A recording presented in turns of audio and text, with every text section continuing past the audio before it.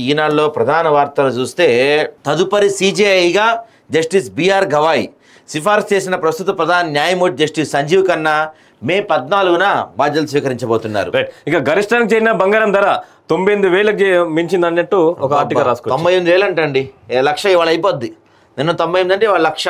ఇక ఆ 100 ఎకరాల్లో పూర్వస్థితి పునరుద్ధరించండి, సంబంధిత ప్రణాళికను 4 వారాలు సమర్పించండి. కంచె గచ్చిబౌలి భూములపై తెలంగాణ ప్రభుత్వానికి సుప్రీంకోర్టు ఆదేశం. ఇక జపాన్లో భారత రాయబారితో సీఎం రేవంత్ భేటీ, సిబు జార్జితో మాట్లాడుతున్న సీఎం రేవంత్. పెట్టుబడుల లక్ష్యంగా జపాన్ వెళ్ళారు సీఎం గారు.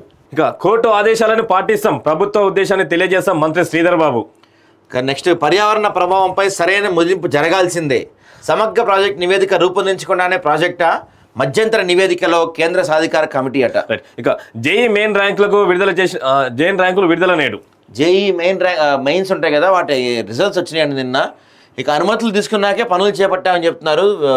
ప్రస్తుతం 50,000 కోట్లతో ఉద్యోగాల కల్పన కృషి, సుప్రీంకోర్టులో దాఖలు చేసిన అఫిడవిట్లో సీఎస్ వెల్లడి. సీఎస్ని అరెస్ట్ చేస్తా అంటున్నారుగా. ఇక 27,000 కోట్ల పెట్టుబడులు, 5,600 మెగావాట్ల హరిత ఇంధన ప్లాట్లు. తర్వాత 2 సంస్థలతో రెడ్కో ఒప్పందం, 2035 నాటికి 40,000 మెగావాట్ల గ్రీన్ ఎనర్జీ ఉత్పత్తి లక్ష్యం. డిప్యూటీ సీఎం బట్టి విక్రమార్క చెప్తున్నారు.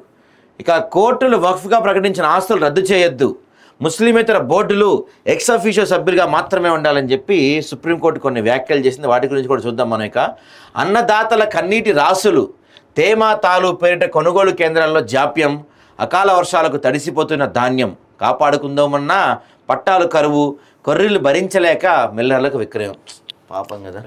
ఇక చైనాపై 245% సుంకాలు, బోయింగ్ విమానాల ఆర్డర్లు తిరస్కరణ, అరుదైన ఖనిజాలు ఎగుమతి నిలిపేందుకు అమెరికా ప్రతీకారం. నెక్స్ట్ ఇంటర్ ఆర్ట్స్, తర్వాత భాష సబ్జెక్టులో అంతర్గత మార్కులు, సైన్స్ గ్రూపుల్లో ప్రథమ సంవత్సరంలోనూ ప్రయోగ పరీక్షలు, సర్కారుకి ఇంటర్ బోర్డు ప్రతిపాదన, ప్రభుత్వ నిర్ణయంపై ఉత్కంఠ ఉంది. సో ఇవి మనకి ఇవాళ ఈనాడులో ప్రధానంగా ఉన్న వార్తాంశాలు.